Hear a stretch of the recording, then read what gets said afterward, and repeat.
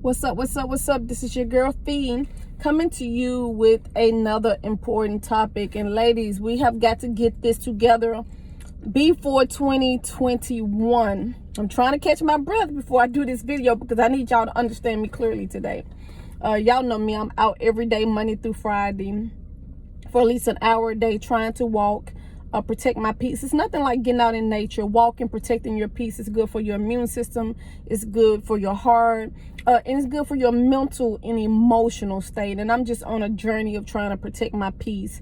And so for me, that's getting out in nature every day. That's waking up, starting my day with the word of God. Y'all hear me talk about this all the time. And so I pray you join me on that journey. I know we're all on the better woman, better wife journey, but we all need to jump on the train of the protect your peace journey. So let me just get straight into today's topic, because this year is about to come to a close. And before this year close, y'all, we have got to level up on our communication game. We have got to get our communication in our relationships right. It's going to enhance our relationships. And even though when I come on here, I'm talking about marital relationships, a lot of the stuff that I talk about can be applied to any relationship. You know, as I tell y'all all the time, I don't claim to be no expert in any of this, especially when it comes to marriage. All I try to do is share life lessons, things I have learned. It's no greater education to me than life itself. You know, life will give you a PhD in anything that you stay in long enough. I've been in my marriage long enough that I've learned enough lessons and gain enough wisdom. So I just want to share and give it back to you all. And then there's some things that I still struggle with. And so sometimes I'm getting on here and I'm talking, and I'm really talking to myself, because as you know, sometimes we know the right things to do, we just don't do it. Okay, bottom line. But anyway, we're going to get straight into today's topic. I'm going to call today's Car Chronicles. You know, I'm talking about the 7 keys to communication, but I'm gonna call it Car Chronicles because I'm in my car. Normally I'm at home when I do these videos, or outside on my patio. So I think this will be my first time doing something in the car. I don't know. But anyway, so 7 keys to communication. And ladies, again, we at December the 11th. We got, what, 20 more days before the new year? We have got to start our new year off communicating better than we do. A lot of these relationships are ending or being destroyed or coming to the crossroads because we still have not learned effective communication. And the reason I use the word effective communication, because that's just what our communication needs to be. It needs to be effective. We need to be able to get our points across. You know, we need to gain better understanding. And part of communication is just not always talking. It's also listening. Is also part of that. And so I think that's a big piece that we miss as well. So anyway, I'm gonna give you the 7 keys because y'all know me, I want to keep this short. I used to always strive for 5 minutes. I've learned that I cannot say anything under 5 minutes, so I'm gonna try to keep it under 10 minutes. Okay, all right, so let's go with the first one. The first one, and this is something that I actually learned from my great grandmother. And the first T, this is also called the 7 T's. 7 T's to communication. T like in Tom, 7 T's keys to communication. So the first T is something my great grandmother used to always say, and even I find my husband saying this to me now, is to think about it. That's the first T. Think before you speak. That's what my grandmother used to always say. Think before you speak, because sometimes if you think before you speak, it'll cause you not to speak at all. My grandmother used to always say, nobody will know you're a fool until you open your mouth. Anyway, that's a whole nother subject, what my great grandmother used to say. But anyway, think before you speak. And she's exactly right. If we think before we speak, a lot of the things that we say, a lot of the hurtful things, a lot of the mean things, a lot of the things we say out of anger would not come out of our mouths if we only pause to think about what we're going to say before we say it. So many times we say things, and once words come out of your mouth, they cannot be taken back. It ain't like you can roll them back and put them back in your tongue and just, you know, swallow the words that you have spoken. Once they out there, and they cannot be taken back. And it's so important that we think about what we speak, because sometimes when we speak, they are damaging. They are hurtful things that we are saying. One of the things I used to hear when I was a little girl all the time is sticks and stones may break my bones, but words would never hurt me. But that was one of the biggest lies I ever heard, because words most definitely hurt you. Okay. And they hurt others. Just like other people's words can hurt you, your words can hurt somebody else. There are people, grown women I have met in their 40s, 50s, 60s, and they are still damaged and scarred by things their father told them, their mother told them, their grandmother, their aunts, uncles, boyfriends, their friends, or school teacher have said to them, and they're still scarred by that. And so we have to be so careful what we put out in the atmosphere when we're speaking. So the first T is to think about what you're going to say before you say it. And another reason it's important to think about what you're going to say, something that my husband brought to my attention just a few days ago, because him and I, we're participating in the Love Dare challenge just going on here in the group. And I started off doing it by myself the first 10 days. And then I invited him to jump on this Love Dare challenge with me because I thought it would benefit the both of us. And something that he brought to my attention and that I should think before I speak, because he said, you go all around the world to make a one state appointment. In other words, I'm trying to just be in one state, but I'm going all around the world to make my point. I don't know if y'all understand what I'm saying or not. In other words, I'm saying too much to say just something small and simple, you know, because I'm very detailed. I have to, you know, explain everything to the max. And he's like, won't you think about it and get your points across, and it'll make our conversation a lot shorter. Because as you know, we speak so many more words than men do. We speak thousands of words compared to their hundreds. And then if you just think about the human mind anyway, the attention span is not very long anyway. So he was like, maybe if you think about what you need to say to me, babe, then this whole process can go a lot quicker.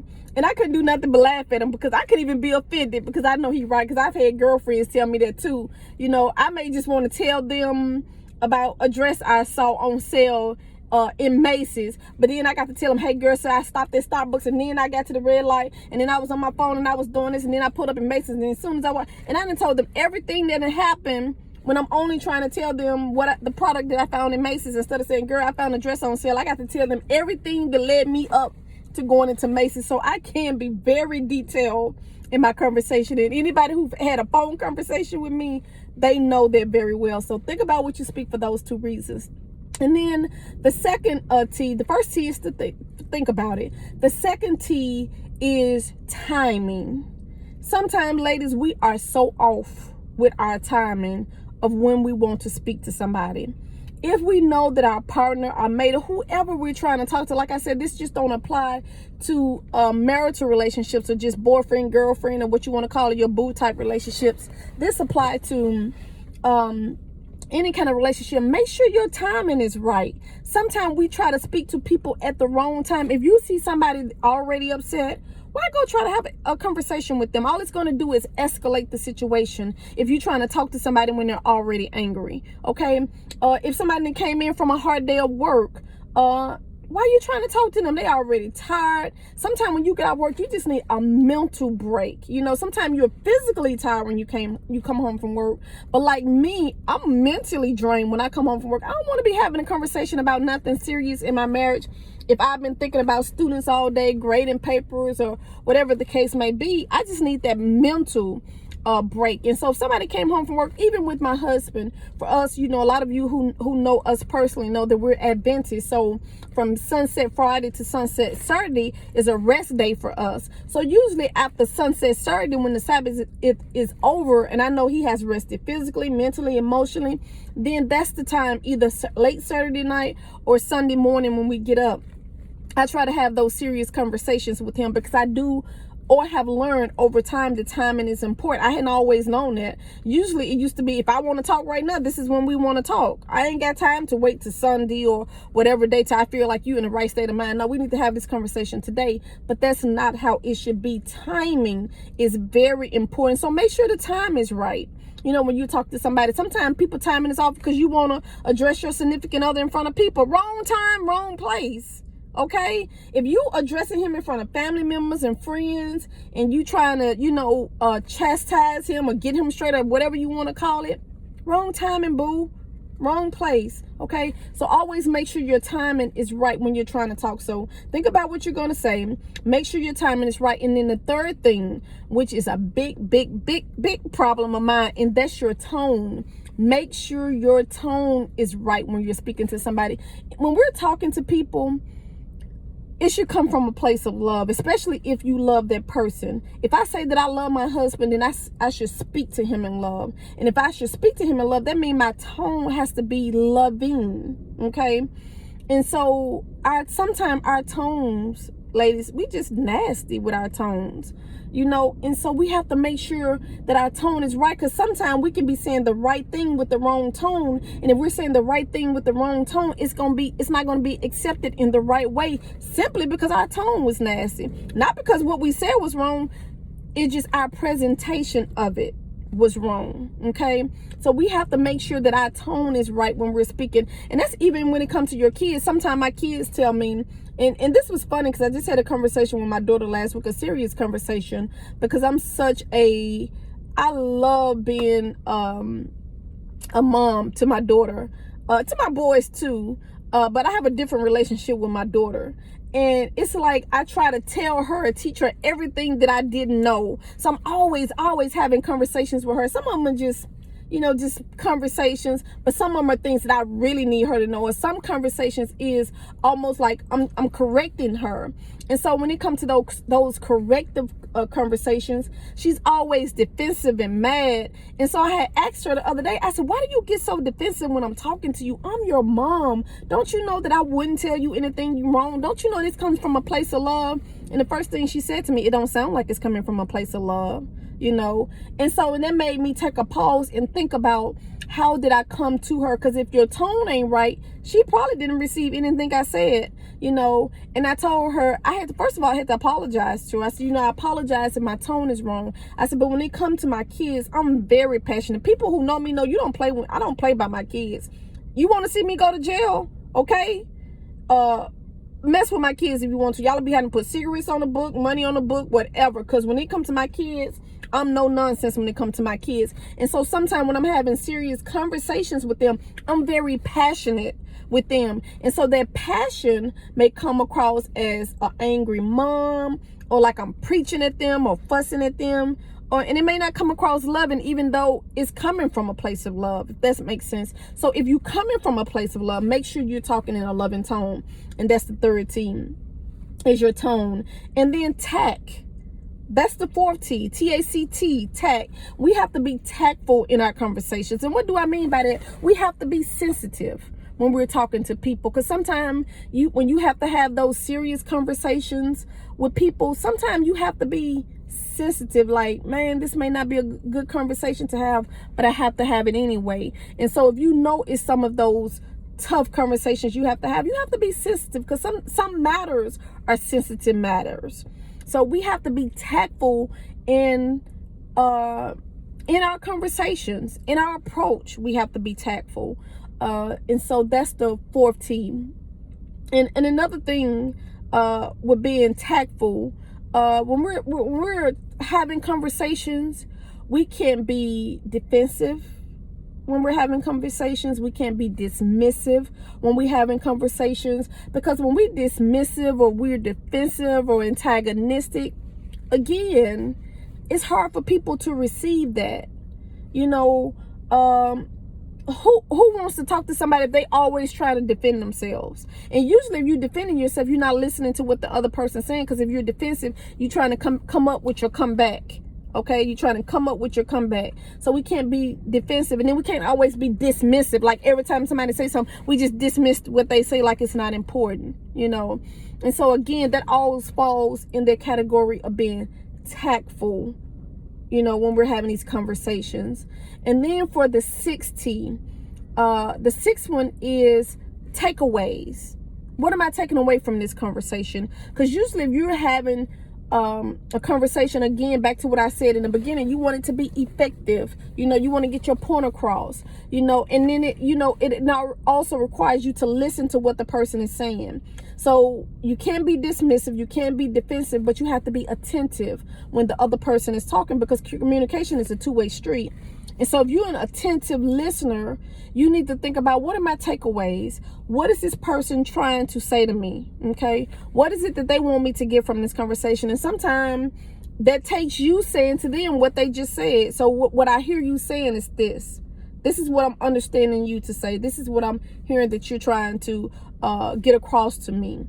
And so what are the takeaways? So sometimes it's just contemplating on what are those takeaways from the conversation. Oh, my husband's saying that I'm not being respectful. Oh, he's saying that, I'm going over our budget. Oh, he's saying that whatever, I'm not keeping the house clean. But what are the takeaways that I can take away from this conversation to improve my relationship with my spouse?